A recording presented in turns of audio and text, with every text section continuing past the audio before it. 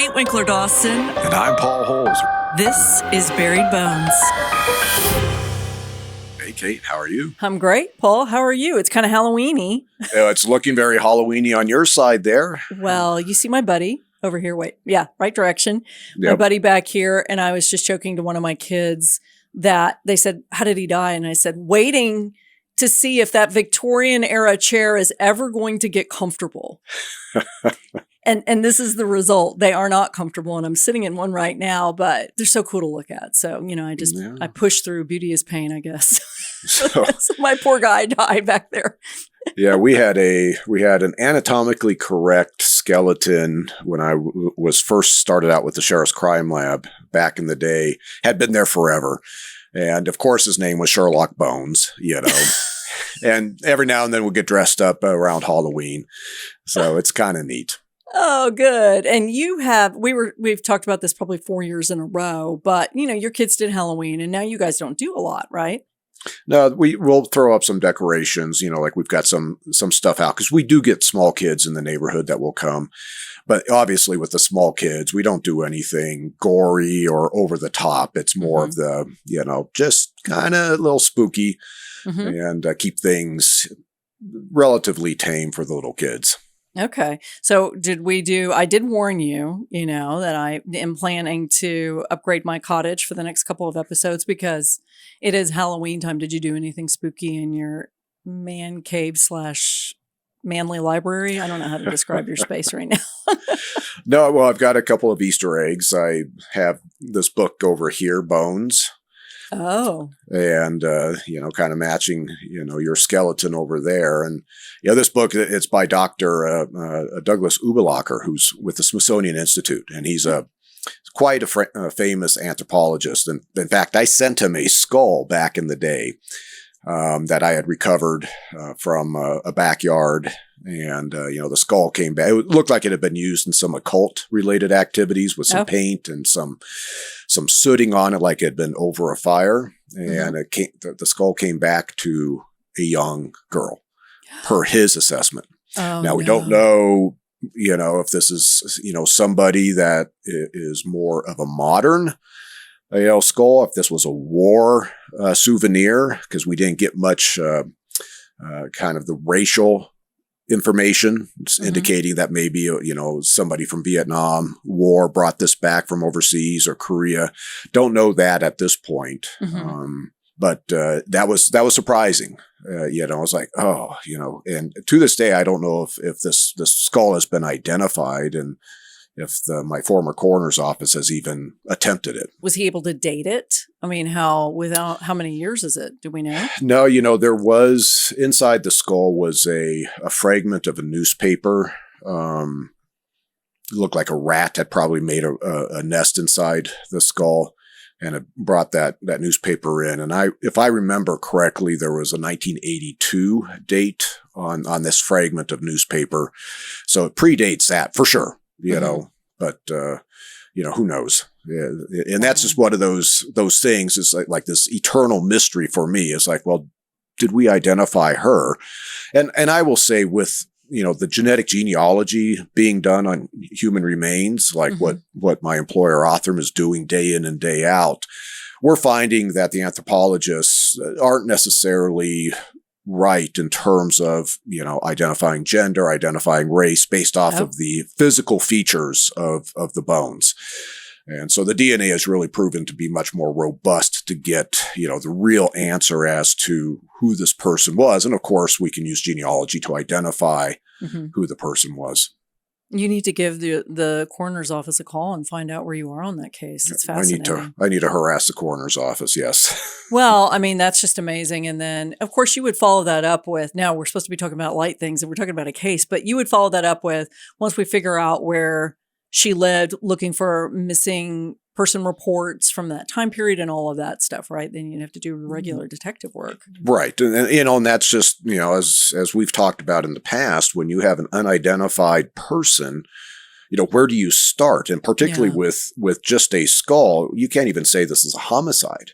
So, that's that's the complexity. But once that skull is identified, if it ever is identified, then you can start digging into the circumstances of who this person was, and was there anything suspicious, like a missing girl from somewhere, maybe in the Bay Area.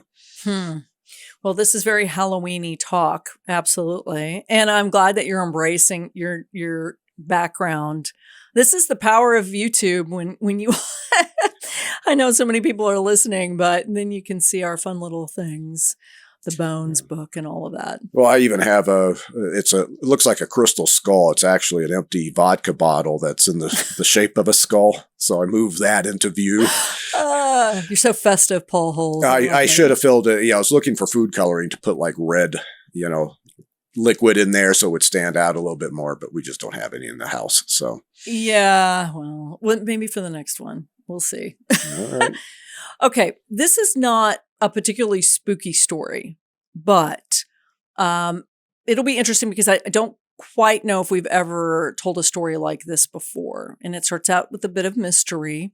We're in one of my favorite time periods. I know it probably sounds like I'm constantly saying that, but this is for real. This is where American Sherlock was set, 1921.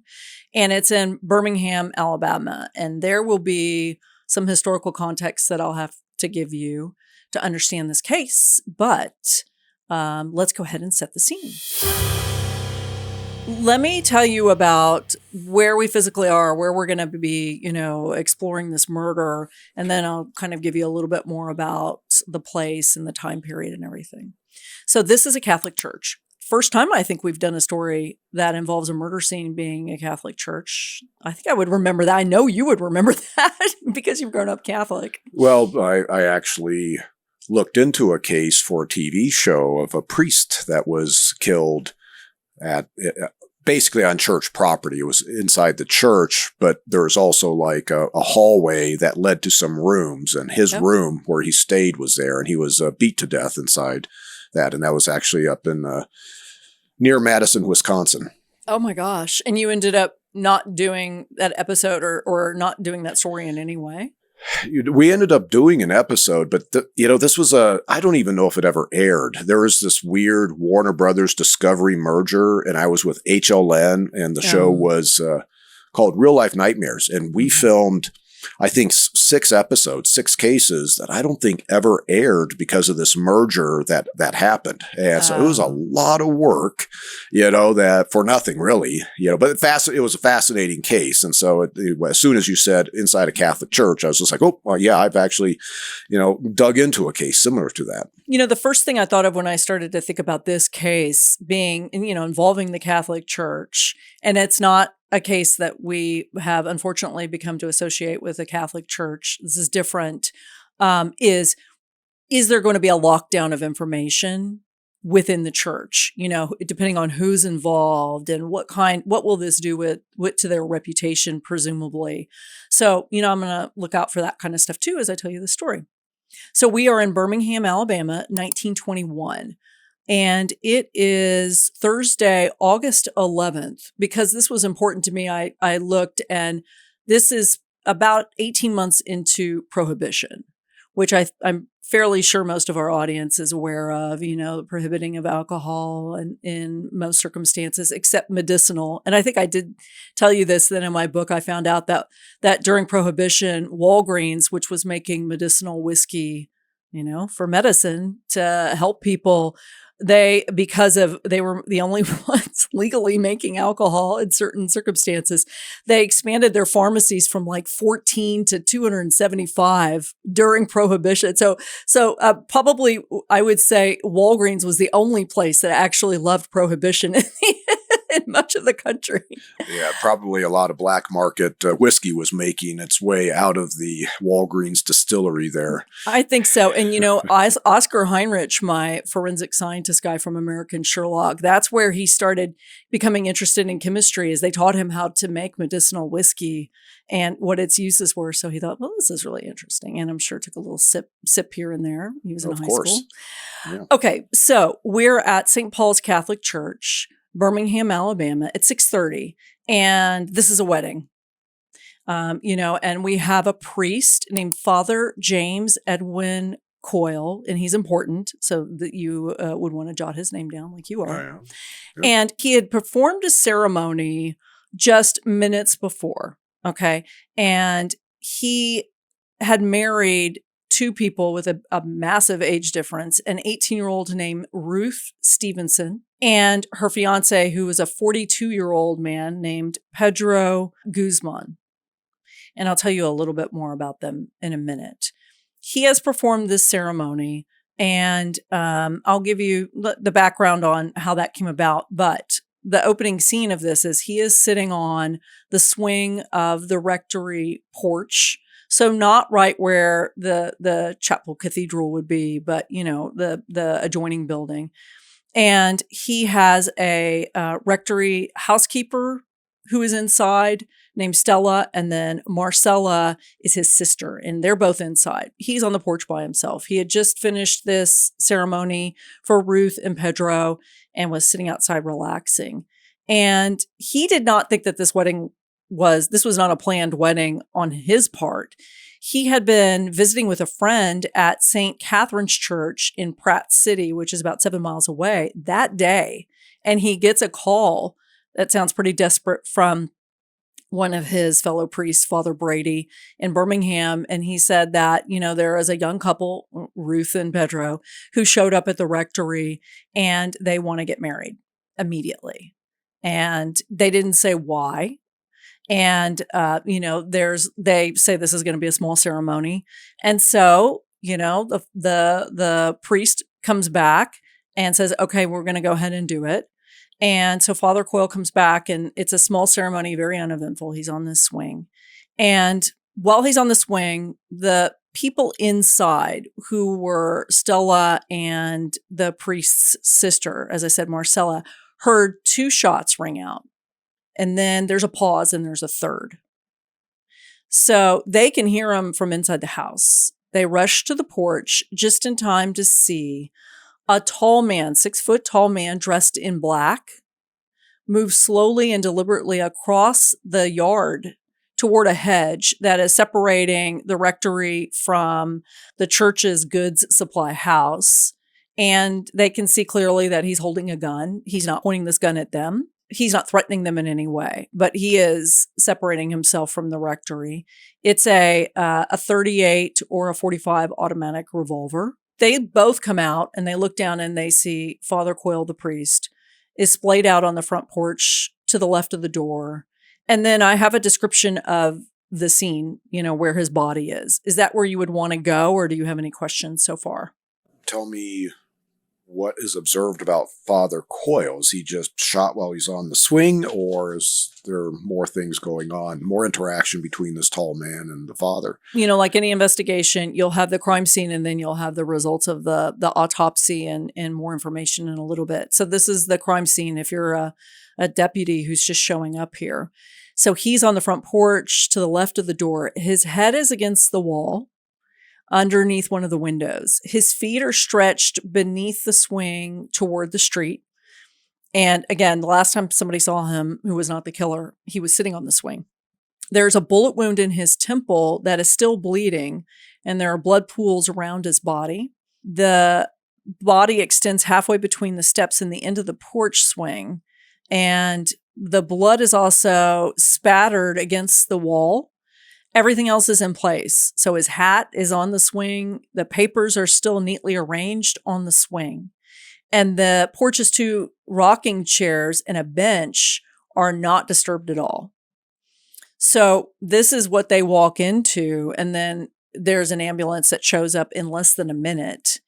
And he's unconscious, but he's still alive. So, you know, we've got this man who's sort of disappearing very calmly, holding a gun. You've got this dead priest right after a ceremony on the porch. And the last time people saw him, he was sitting on the swing. And I have a photo of the porch, not the crime scene, but just so that you can see, you know, it's a beauty shot of the porch, just so you're able to see it. Yeah, let me take a look. Because, you know, one of the questions that comes into my mind is this, the shooter, would Father Coyle have seen him approach, or is there a chance that the shooter could have snuck up? So this is a photo of the rectory. And so what I am looking at is it's a photo showing, in essence, what appears to be a porch. I see stairs that lead up to a door on the left side of the photo. And then there appears to be to the right, maybe some sort of overhang. There's columns that go up, probably supporting a roof. And then I see just a standard bench, what appears to be a chair, or maybe a rocking chair next to that bench to the right. And then to the furthest right, what appears to be a swing that's facing kind of the length of the porch towards where the door and the stairs are. You know, there is a chance, and this is where, you know, the autopsy results will be important, but there is a chance that the shooter could have come up from behind with the father kind of facing towards the door. There appears to be space for the shooter to have either snuck up to get close before starting to shoot.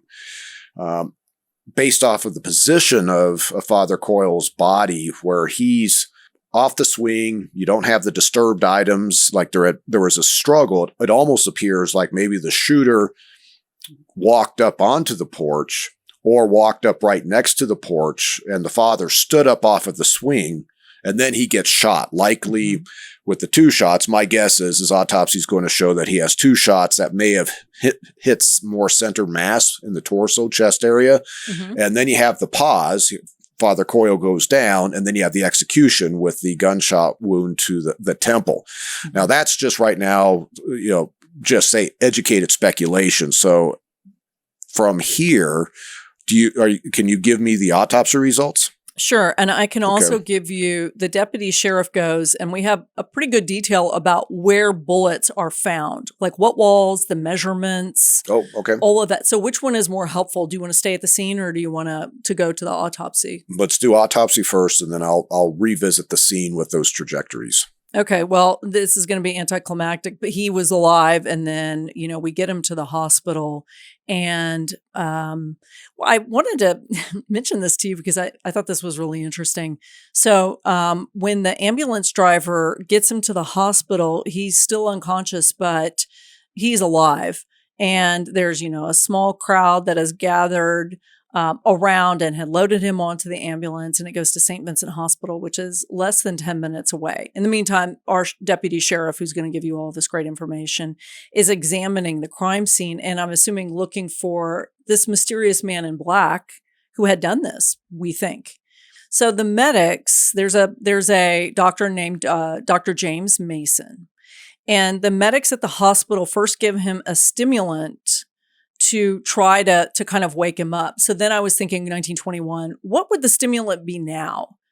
That, you know, I don't know if it's the heart racing, and, you know, I was thinking defibrillator, but they're talking about a chemical. Would there be something now that would, in this circumstance, would be appropriate? Yeah, that I don't know. You know, I know at times that you'll see medical staff inject epinephrine in order to, you know, stimulate the heart or whatever else that potentially. Father Coyle is shot through the temple with a 38 or 45.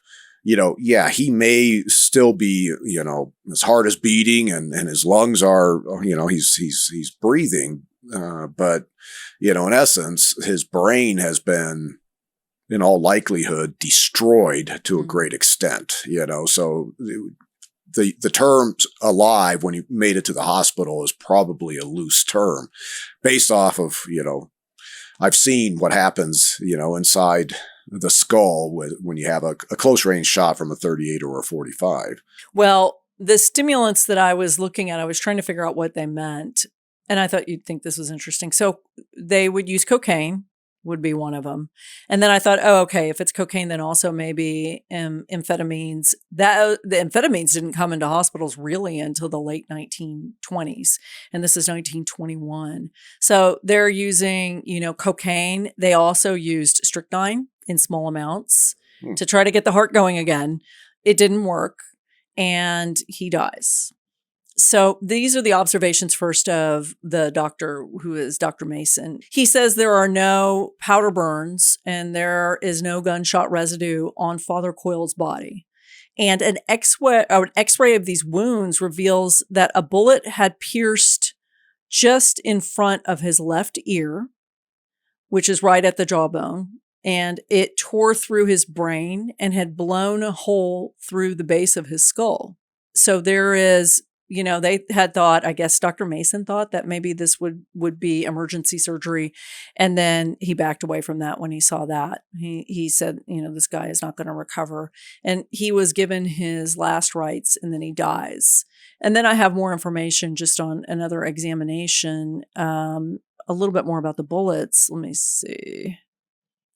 So did you understand that description while I'm looking for this other information? Sounds like that was the observed shot that was seen at the crime scene, which was described as the temple area. Mm-hmm. It's kind of just a little down from the temple area in front of the ear, but it's going through the skull as opposed to kind of going down through, let's say, the face. His observation of, no what I'd call stippling, mm-hmm. Or gunpowder residue, this firearms discharge evidence is what we can look at in order to try to determine how close or how far away, the shooter was standing from the victim. So at least with his observation, this was a shot to Father Coyle's left side of his head at a distance that this gun wasn't leaving this type of firearms discharge evidence. However, the extent of damage inside Father Coyle's head, the base of the skull, he's describing as basically being blown out. Mm-hmm. I mean, that seems like that's an awful lot of internal damage for this caliber of weapon at a distance. Mm. I'm kind of wondering if this wasn't what would be considered a contact gunshot, where literally the gun is held tight up against right by outside the left ear, and all the gases from this gunshot literally go inside Father Coyle's head, and that can cause significant damage. These gases are very damaging. But right now, I just have to assume that maybe this is a shot that's, maybe greater than 2 feet away. I mean, it doesn't take much distance for this type of firearms discharge evidence not to be deposited on Father Coyle. Well, and it seems clear to both of us, right, that because his hat is still there on the porch swing neatly, his papers, which would have flown everywhere if he were shot on the swing, right, are mm-hmm. there neatly. So he clearly saw somebody coming or something and stood up, or heard something and stood up. Is that right? Well, that's my guess, and this is where, I'm kind of curious to see, where else he was shot, and then revisit the crime scene, particularly, the position of the body, as well as this statement you made about some blood spatter that's mm-hmm. present. So that's significant, because this right now, it appears that this shot to the left side of his head didn't exit, and so is this spatter coming back out of the entry wound, or is there another gunshot wound that could account for the spatter? Dr. Mason had said there was no metal to remove. So does that must mean that it went through, right? It tore through. Okay. Yeah. So I misunderstood that. Okay. Sorry. So it's a through and through. Mm-hmm. So it's possible that spatter, just depending on what side of his head, that spatter could be very possibly from an exit. So this is why the photo and the body positioning, or what we think the reenactment part of this is going to be really important later on. So they've recovered one bullet. They find several holes. So there were some shots fired. Only one hit him. So there are no other bullets in him, no other wounds on him, just that one that we just talked about to the temple. But there's evidence that there were other shots fired. And of course, they heard 2 shots and then a third, the women inside. Right. But where they find these is what's going to be kind of important. And I think it's going to be a lot of like bullet trajectory. And I don't know where you land on that. Do you always believe in that? That they can predict from what height somebody was holding a gun when they shot somebody based on the pathway? Well, it's just straight physics, okay. Particularly if it's close enough range. We're not talking about, 100-yard distance.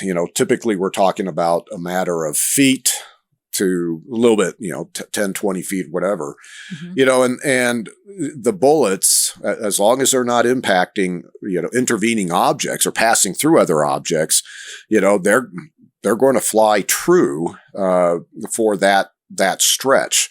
And so when we go and we have, let's say, bullet defects in walls, we will, evaluate that defect, document it, as well as then try to determine a trajectory if there's a possibility. And that does give us accurate information in terms of, stringing it back or now using lasers to be able to see what the flight path was of that bullet. Now, sometimes, you have to take into account, how the offender is holding the gun. And, what is the question that needs to be answered in order to determine, can you actually draw any conclusions from the trajectory as to the circumstances of the shooting itself? Sometimes you can, sometimes you can't. Well, let's go ahead and get to what the deputy sheriff found when he was on the front porch. So we know it was one bullet, and that's what killed him.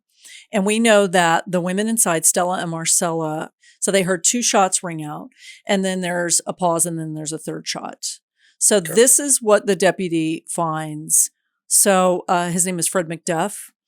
The officers are there. They examine the bullet holes in the porch and the church. So I think what we're seeing is the church right next door with the kind of, back on that photo.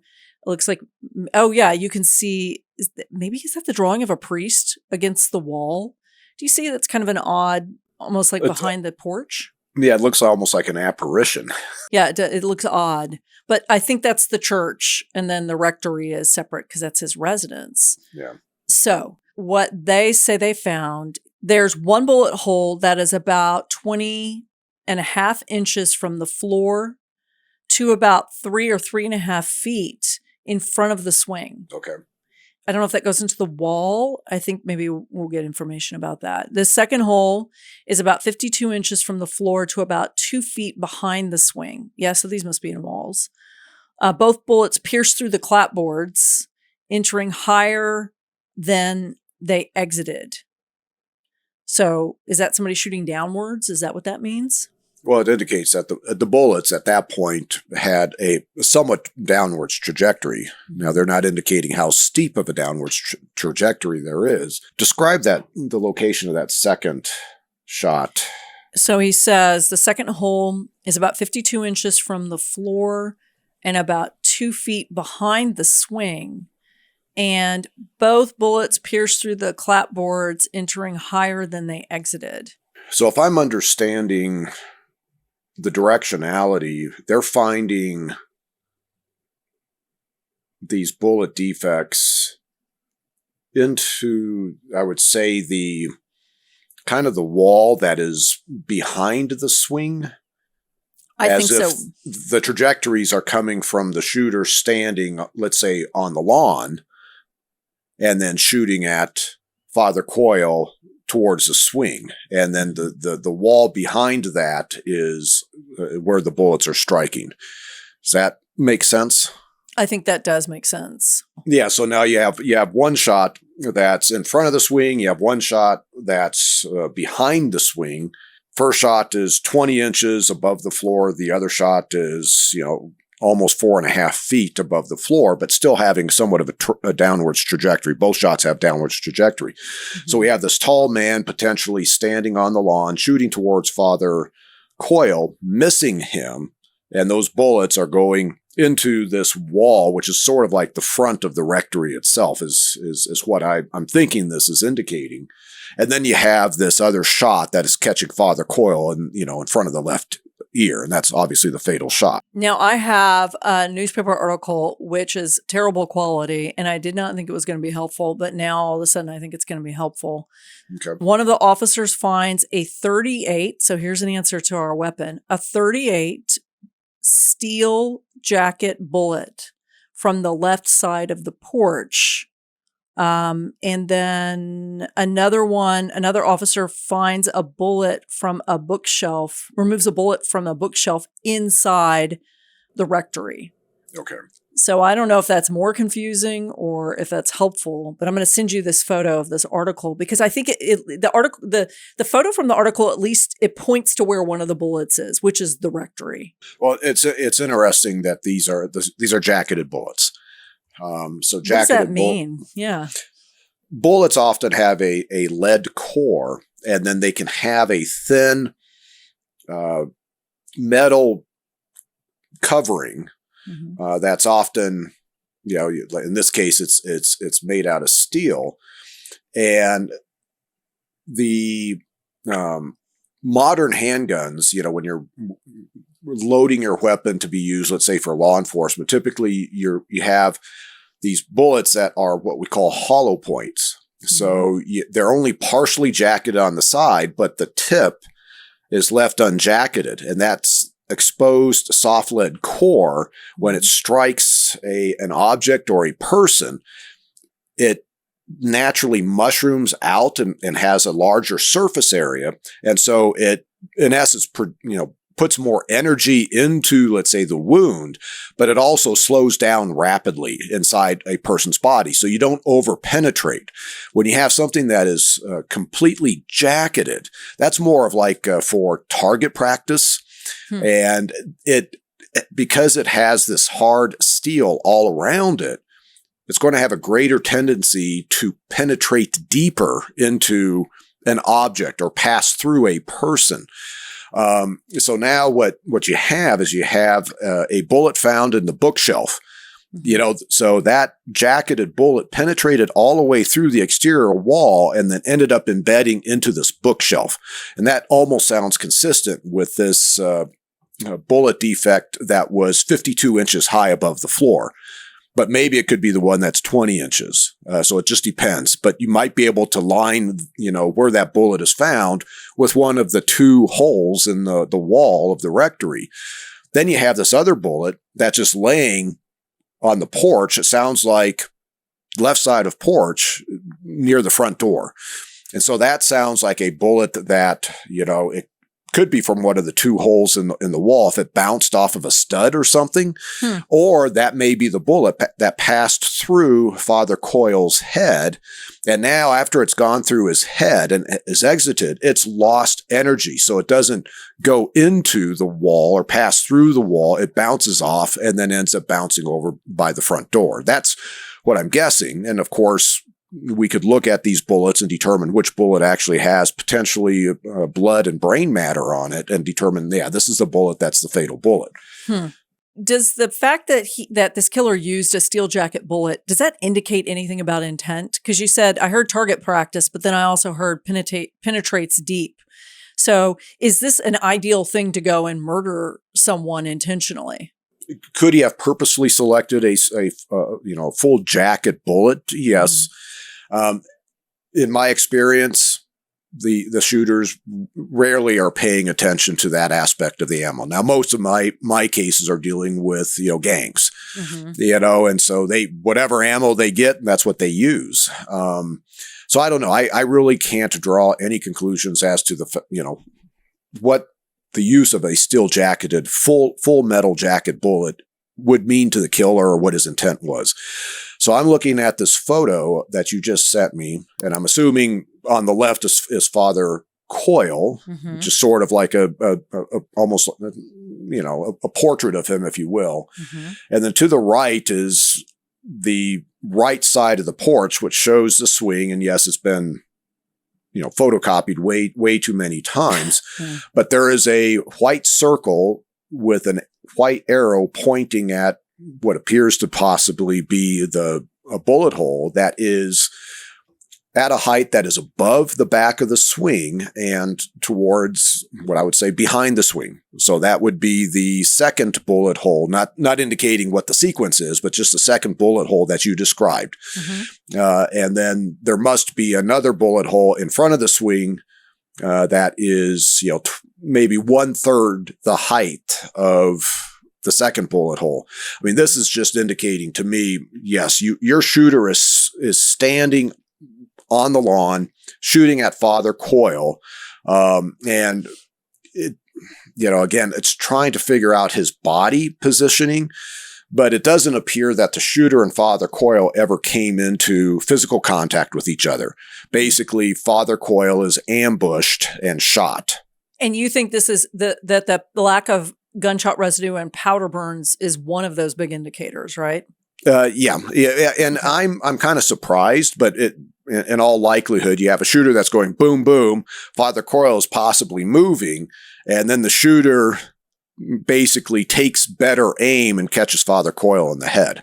Yeah. But it sounds like it's going to be at a distance versus what my initial thought was, is that Father Coyle collapsed and then the shooter came up and did a close range shot to the left side of his head. Now, they're saying that he was found, let me double check the body positioning, to the left of the door. So what I was thinking was, okay, maybe it's the door's left. Like if you're standing, looking out from the front porch, he must be going for the door handle to try to run inside, and he gets shot beforehand. Or does that make sense to you? Well, the shooter's obviously, you got two shots, that are right there on the right side of the porch, where the swing's at. Mm-hmm. So yeah, it is possible, Father Coyle gets up and starts running and the shooter misses and then eventually, tracks him as he is approaching where the door is and catches him on the left side of the head. Now that's where it's like, okay, is that where we are seeing the blood spatter up on the wall? And it said that the top of his body, his head, it was found under one of the windows. So he's shot on the left-hand side of the left temple. He's going for the door. And then he falls backwards and his head ends up, even further away from the door under the window. Or he just collapses, and the body flops one way or another. It really does, from a reconstruction standpoint, it really does indicate that at the time of the first shot, Father Coyle is close to the swing. The shooter is shooting twice in rapid succession at Father Coyle on the side of the porch where the swing's at. And then Father Coyle appears to at least try to move away towards the front door and then catches the round in the head where he collapses. And that's pretty typical. Let's talk about the shooter, and we're going to assume that the man who's dressed all in black holding a .38 is the shooter, and he's walking calmly away. He's just sort of exiting the yard. He's not making eye contact with anybody. He's not running. He's not doing anything. So Is this the potential of somebody who is having some kind of either like a psychosis, psychological break, or a cool, calm assassin, or someone who is just so confident that in what they just did that they think they're going to get away with it? Or maybe that's too vague of a description to give you to make a conclusion. Well, who did this, Paul? Yeah. Right now, all we know is that you have somebody that, approached Father Coyle and intentionally killed him, with a firearm. It's interesting that he is not trying to, get away quickly, but it also may be he knows what's going on the grounds of the church, that, potentially he has the time to be able to just kind of walk away. I don't know at this point, what to extrapolate related to his psychology or his mental state. This is now, why was Father Coyle killed? This is where victimology comes into play. And then, you open up this episode talking about Ruth and Pedro and, this, marriage of a man and woman that have very, large age gap, and it was a last second thing. So is there a nexus with this wedding that Father Coyle performed and the reason Father Coyle is killed? Before we talk about Pedro and Ruth, because they're important, but let's talk about the overarching theme of what's happening in the 1920s, particularly with people who are Catholic in this country. This is a very, very anti-Catholic time in America. And Alabama is one of those places. So a little bit of background: when Prohibition comes in, of course, there's, a religious sentiment to it, the belief that alcohol was corrupting people. And there is, the conservative part of the churches are coming together and saying, this has to stop. Of course, we also know Prohibition was the origin of organized crime. And because anytime you tell people don't do it, they're going to find a way how to do it. So what comes with that is you have a lot of these Protestant groups, of course, like, traditionally white nativist groups who are blaming the immigrants, especially the Catholics, and saying that the saloon, they called it saloon culture in America, is corrupting everyone and causing cheating and murders and, gambling and the corruption. And they blamed a lot of people, including the Irish, and in some ways, especially the Irish. And Father Coyle came from Ireland. So he had been receiving a huge amount of hate from all across the city, even though he had been in Alabama for quite a long time, because it was really ramping up from the racist and the xenophobic people and all of these hate groups led by the KKK. And the KKK was really interesting in the 1920s because when Prohibition came out, they said to law enforcement, we have a lot of men. We're all really strong. Let us help you tamp down the immigrants who are coming in and bringing alcohol, like the Irish and the Italians, and wrecking our way of life. So in a lot of cities across the country, the KKK was responsible for cracking down on people who were breaking the law during Prohibition. And you can imagine this turned into just a nightmare for an awful lot of people, as if Prohibition weren't bad enough. Then you're, engaging with this clearly racist group that is willing to use violence. And so the KKK is everywhere across Alabama in 1921 when this is happening. And Father Coyle will not stay silent when people, attack him and attack Catholicism in general. So you're talking about a very outspoken priest in an area surrounded by so much hatred towards Catholics. And this is where there's a bit of victimology in there in terms of Father Coyle and potentially upsetting these groups, notably, KKK, which sounds like they're in bed with law enforcement during this era in this particular town. And this may explain why the killer didn't feel like he had to run away, because he basically, in his mind, he carried out a mission that is socially accepted in this community. Mm-hmm. So there wasn't going to be anybody coming after him. That's now maybe. You had asked me before, what does it mean about the killer? And it's like, well, now it may just be, this is just going to be an accepted crime. I'll never be prosecuted. In fact, I'll probably be lauded for committing this crime. Mm-hmm. But you're also looking at just a massive pool of suspects. If we find law enforcement we trust, and you're going to really try to drill down to who did this to this man who's beloved within, the Catholic community in Birmingham, you have just an endless amount of suspects who are willing to do this. So where would you then start if that were the case? If these two women who see the man in black walk across the lawn and sort of vanish into the shrubbery, and they can't identify him. They've never really seen him before. So then what happens next? Do you try to approach these groups? There's one called True Americans, which is a secret anti-Catholic political organization. I mean, they're everywhere.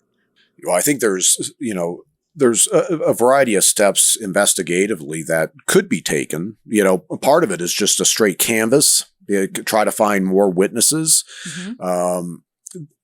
When you start talking about these groups, of course you can try and go talk to them, but this is where now, depending on how law enforcement interacts with these groups, does law enforcement have informants that they can go to and say, hey, what's the word on the street? What have you heard about who committed this crime? Did somebody order this crime? Was this just a hitman who's carrying out a mission for somebody else? That's the shot caller. And it's also just now who has Father Coyle had squabbles with, in the weeks, months, leading up to his homicide.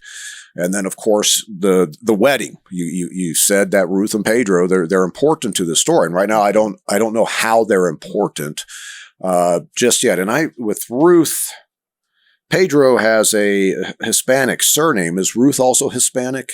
She is not. She is not. What was her last name? So her last name is Stevenson. Stevenson. And I can give you the background on why they're getting married, because you're right. I'm not going to drag you around through 19,000 suspects here. Well, I think the age difference and this got to get married now. My assumption is that Ruth is pregnant. You have a Hispanic male that's likely Catholic, and it sounds like Ruth is probably Catholic. So they're rapidly needing to get this relationship ratified, I guess. I'm not sure that's a good term or not. Mm-hmm. And I kind of wondered, is there potentially, when you initially mentioned the wedding, could this be, like Ruth's father, who is now upset, that Father Coyle is willing to marry his 18-year-old daughter to, this 42-year-old Hispanic man? Is there anything going on along that front?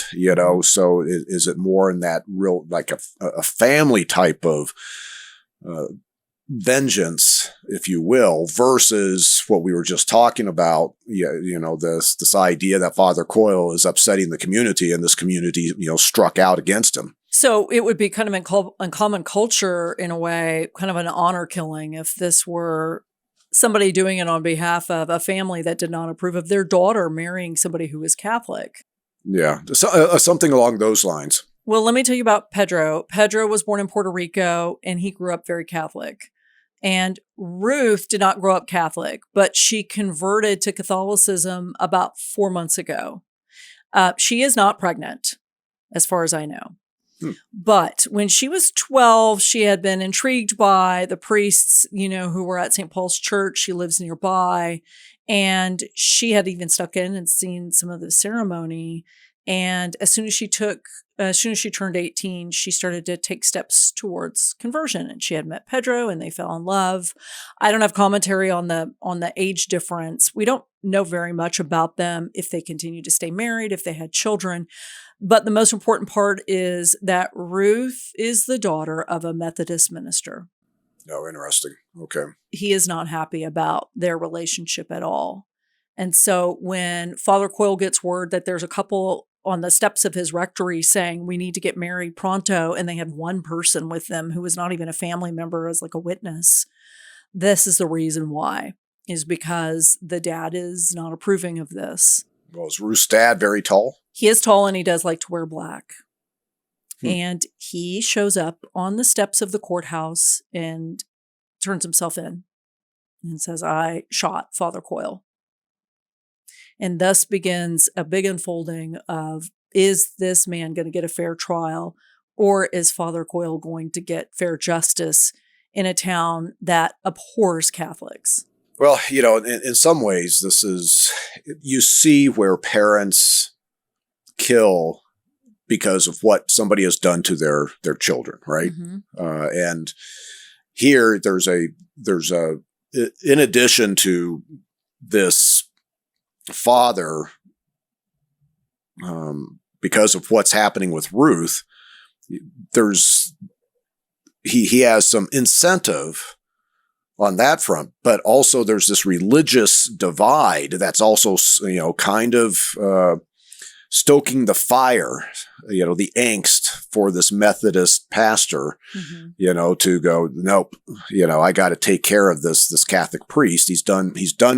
In fact, I can almost see where he'd argue that, he's losing his daughter to Catholicism as a result of what Father Coyle has just done. This is not a good man. So his name is Reverend Edwin Stevenson. He does turn in his gun. And, we find out a little bit of background, and he's, clearly says, now he doesn't say why he did it, but he says, here's my gun, and I committed this crime. He's a local barber, and he is a Methodist Episcopal preacher in town. They would call him an itinerant preacher, so he was kind of a traveling preacher, but, he lived in Birmingham.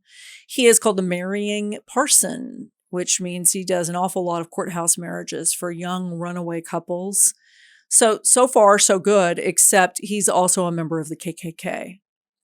And he has had a terrible violent streak against his daughter when he found out, number one, that of course she was dating a man who, so the Reverend Stevenson has said, even though Pedro has been identified as white, I don't understand quite his heritage. He was born in Puerto Rico. It doesn't mean that he was Puerto Rican, but Stevenson keeps labeling Pedro as black. So in his mind, his daughter is marrying a black man who is also a Catholic. And the approach is that he has literally nailed her windows shut. He has whipped her when he found out that she was with Pedro. And then, of course, when she converts to Catholicism, and has, done quite a lot of terrible things that people have heard. I mean, this is all confirmed. And he strapped her to bedposts and he stuffed a rag in her mouth. I mean, he really had made it difficult. And I think this is where the quick wedding came in. So here we have a very violent man who seems to have this streak of wanting retribution, wanting to get his daughter out of this. And he was too late. She had already gotten married. Yeah, I mean, he's a child abuser, first and foremost. Obviously, when he gets angry, he's willing to use homicidal violence. And, you said he's not a good guy, even though he's, a leader within his Methodist community, if you will. Mm-hmm. So, it's interesting that, he targets Father Coyle, and I'm just kind of thinking out loud, why not target Pedro and take his daughter back, so to speak? Yeah. But maybe he recognizes that if he kills Pedro, that is going to, his daughter is in love with this Pedro, and then he will never be able to, save his daughter, if you will, or have her come back over to his side after doing something like that. Mm-hmm. But, maybe there's more to his motive than just Pedro and Ruth. Maybe it is also this, this anti-Catholic sentiment that he apparently or obviously has. Well, I'll give you more background. Ruth ran away. She went to Chattanooga, and Reverend Stevenson, her father, sent the KKK after her, and they dragged her back to Birmingham. He had supposedly psychologists examine her, and they said that her mind was deranged through, hold on, this is a good phrase. Her mind was disturbed through derangement. And he said, if you screw up again, I'm going to have you institutionalized, which would have been very easy in the 1920s. Wow. So this is where his mind's going. As days go by, he has just had enough. I don't think he even sees her as a daughter at this point. It's like a property that somebody has sullied, and he is determined to keep her locked up and to not have this fall on his family and his reputation, especially as a Klansman. So how does the trial proceed then? Well, let's see. So he is indicted by a grand jury on September. So this is about a few weeks later. And he is charged with second-degree murder. So what would that mean? Not pre-planned, sort of kind of went out of his mind temporarily and went over, and when he found out about the wedding? Yeah, kind of in the heat of the moment. Okay. It's. I think it depends on Alabama's statutes, but first degree versus second degree. First degree, obviously, there's what we call malice aforethought in terms of there's obviously the pre-planning aspect to it. And even if there had been some sort of hostile interaction between, let's say, the killer and the victim, if there had been a cooling off period, mm-hmm. Then the killer makes a decision. This is where your prosecutors will sit there and take a look at the circumstances and decide, am I dealing with first degree? Am I dealing with second degree? Am I dealing with manslaughter? So it looks like they also have to take into consideration, what is the jury going to believe, mm-hmm. And so, in this case, I think there's an argument that Reverend Stevenson, he arms himself with a gun, and he walks over to this location and kills Father Coyle. I mean, you could make a case, I believe, that he planned ahead. He intended to kill, right? But the prosecutors may have decided that it wasn't convincing enough that they could get a jury to go with first degree, and so they charge him with second degree. And maybe it's this, well, he just found out about the wedding and he runs out of the house with his gun and is like, God damn it, I'm going to go get him, you know? Well, here's another layer, and we'll revisit what you just said and see, what you think about it. The prosecutors, I rarely do I say I feel badly for a prosecutor, but I feel badly at this point with this prosecutor because the judge is a member of the KKK. The foreman is a member of the KKK. The majority of the jurors are members of the KKK, and several defense witnesses, including the police chief, are all Klansmen. This sounds like a movie. I mean, we've talked about collusion before, and corruption, but this is an extreme. I mean, most of this town is KKK, and he's a high ranking. This reverend is well known and higher ranking in the Klan. It comes down to, okay, these members of the Klan, are they accepting of, one of their own members, committing homicide, with this type of motive?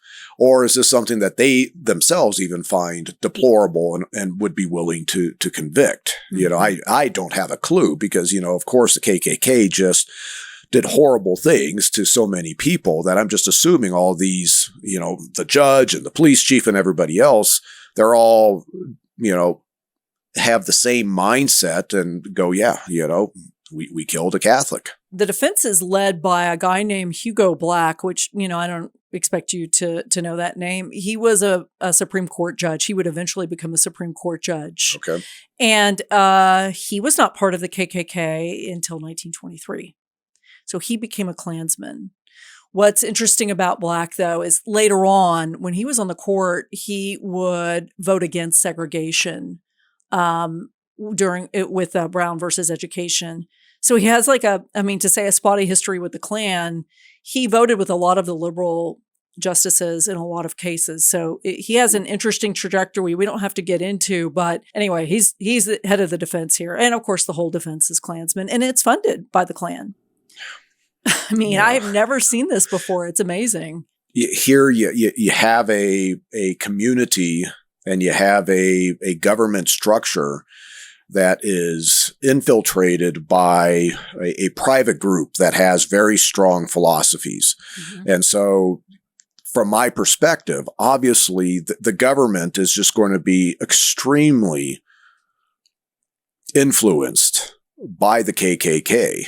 Now, how does that impact Reverend Stevenson's, trial? Is he going to get an honest trial? Is the defense going to be able to, sounds like the cards are stacked against the prosecutors in terms of being able to get a conviction.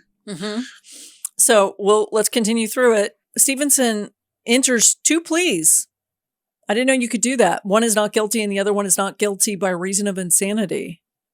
Can you do that? I don't know if you can or not, but obviously it's trying to cover all bases, right? I mean, I guess, yeah.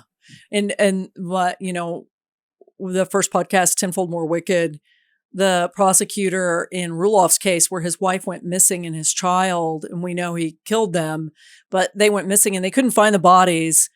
The defense or the jury were given murder. You can convict him of murder or of kidnapping, and they convicted him of kidnapping. And the judge said, "Didn't you not see? You didn't think there was enough evidence?"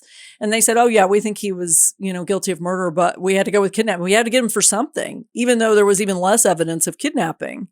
So I always get confused about the choices. For me, neither of these work with what he says happened, which was he said Coyle attacked him. And it was self-defense. And you've already said that there are no marks, and we've talked about in the autopsy report, it's just this bullet wound and that's it. There's no defense marks. There's no nothing happening on Coyle's body. And this is where you get into the crime scene reconstruction, those trajectories. The space on this porch is very tight and confined. All these items on the porch, these chairs and everything else. When you have 2 men that, let's say, are struggling, you're going to see potentially, items being disturbed.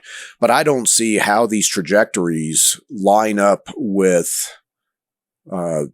Reverend Stevenson being up on the porch and then getting into a struggle and shooting in self-defense.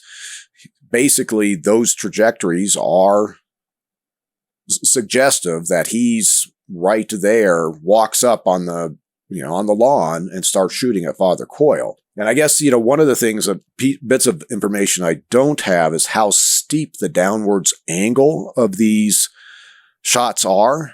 Because if they're fairly steep and they're putting, the gun up on the porch, then maybe there's a chance that Stevenson got up on that porch. But based on what I'm seeing, I just don't think that that's a possibility.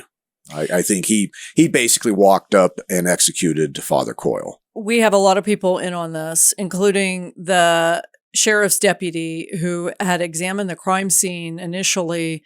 He says that Stevenson came to his office before Stevenson apparently went over to the porch. And he said, I think that the Catholics, meaning Father Coyle and Pedro, I'm assuming, have kidnapped my daughter.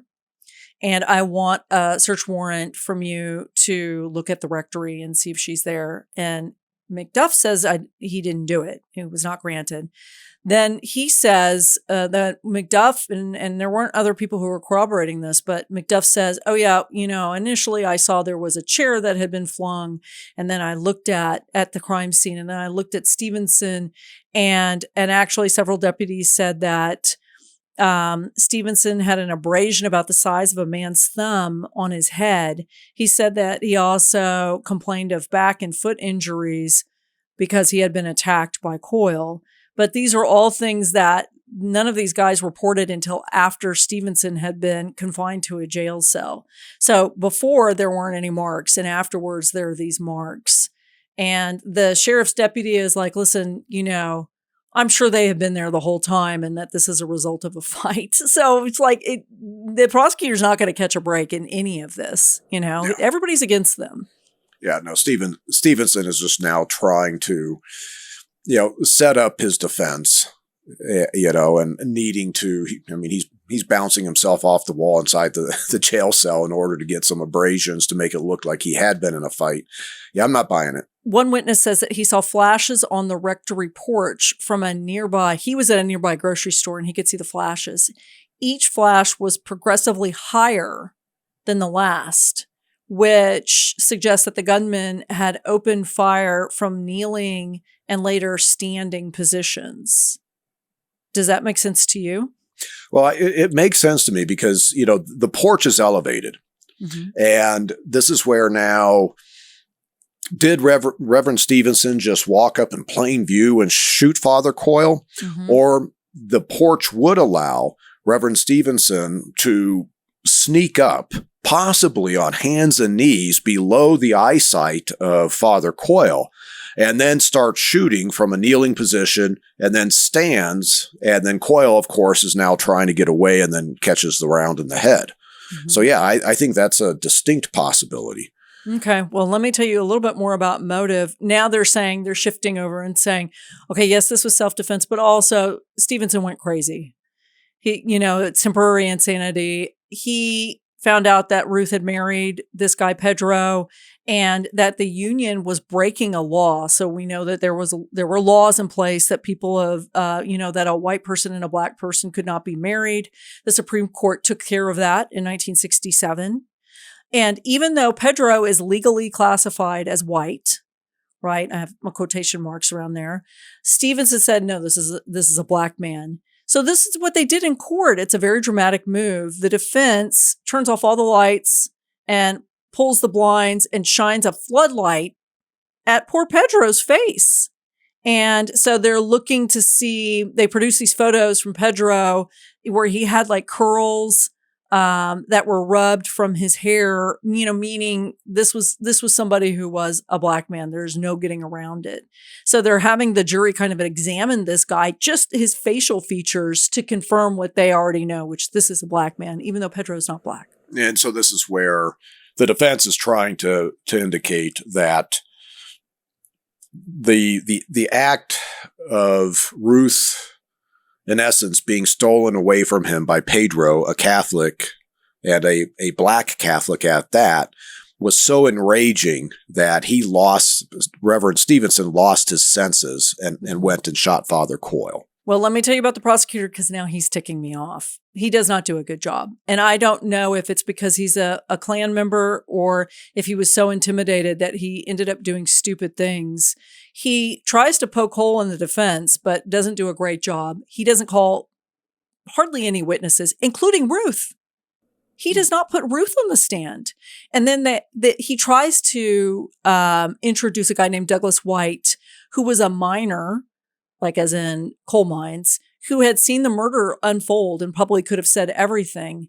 But Tate, the prosecutor, introduces him too late into the trial, and the judge says, no, it's too late. He can't get on the stand, which Joe Tate would have known. He would have known that was going to get thrown out. So I don't know what happened there, but you can imagine that the jury is not convinced of anything, and he is acquitted. This, in thinking about Reverend Stevenson's actions, he obviously arms himself. He goes to the Catholic Church, but he had stopped by in the, assuming it's the police department, to try to tell the deputy, my daughter's been abducted. I need you to, which seems weird. I need you to get a search warrant to find my daughter at the Catholic Church. So you can see where he has got a mental clarity of what's going on. He could be very upset about the circumstances, but he's doing this in a stepwise fashion where now when the deputy doesn't pursue getting a warrant or going to the church, Stevenson takes things into his own hands. I think just his acts in terms of how he approaches this homicide really kind of underscores he knew exactly what he was doing. Mm-hmm. He took it in a stepwise fashion. It wasn't like he flew off the handle and ran over to the church and just started shooting. So the end of the story, it was a 2-hour deliberation, and he is acquitted, of course. The end of the story is, it's so odd. These two men at the center of this, the Catholic priest and the Methodist preacher, are both revered in very, very different ways. So Stevenson gets a seat of honor at all of the Klan rallies throughout Alabama. So, he has done this incredibly wonderful thing. His defense attorney, becomes a member of the KKK. I talked about Hugo Black, 25,000 people. Can you imagine a group like that going to a Klan initiation? So this is socially acceptable to be a member of the Klan at this point. And then Coyle is seen as a martyr even today. And actually, people have mentioned putting him up for sainthood because people were threatening to burn down the church and his house and the rectory. And he refused. People who were law enforcement who sounded like good people who were not colluding with the Klan had said, you need to change your routine and don't sit outside in public. And he ignored all of it. He said, no, I'm not doing that. I'm not going to cower down. And ultimately what ends up happening is, he is embroiled in this. And I'm not saying this wouldn't have happened had he not married Ruth and Pedro, but it becomes, yes, political, but more of just the fury of a father seeing his daughter being contaminated, essentially. And that's what it drilled down to, what ended Father Coyle's life. Yeah, I think the acquittal is wrong. But once that is done, there is no way to pursue Reverend Stevenson again for this homicide. And it just really shows his calm demeanor after killing Father Coyle and walking away. He had all the confidence in the world that he was going to get away with it. Yep. And he was right. Yes. He did. Well, we tell a lot of stories that for me are in true crime are very, very frustrating. And we know why, people die, especially when children die. This is frustrating on almost a different level for me, where it's just like, no matter what you do, no matter how many people see it happen, and it's so clear that it doesn't matter. The politics step in. It doesn't matter. And that's what, I picked this story just because, the Klan was political. I mean, let's face it. They had infiltrated every single area of power that there was in this country. So, it's a reminder for me of, keeping a check on who is in charge of everybody who controls your life, and Father Coyle just paid this awful price. Yep, no, for sure. And it's just, in many ways, it's just this is where the justice failed. This was a failure of the system because of, the biases of everybody within that court, So it's obvious to me Reverend Stevenson should have been convicted of murder, and he got off. Man, it's just too bad. I have a bad record with Methodist ministers. I mean, I never in my dreams would I have thought I would, between my book, The Sinners All Bow, about a Methodist minister who were sure murdered a young woman after assaulting her. I had just not, it didn't occur to me that I was going to run into several of these cases with Methodist ministers doing awful things. And, I know that is the case with anyone, no matter what your religion is, no matter, where you are in society, there are bad people there. But I just find it strange that now I've run into at least 3 really bad Methodist ministers in history. And Stevenson was a bad one. Yeah. No, fascinating case, Kate. Okay. I know this wasn't Halloween-y, but we're going spooky. I promise next week for the coup de grace with our Halloween season. We'll go much spookier. But thanks for joining me on what I think is a really important case. Well, thanks for sharing. I'll see you next week.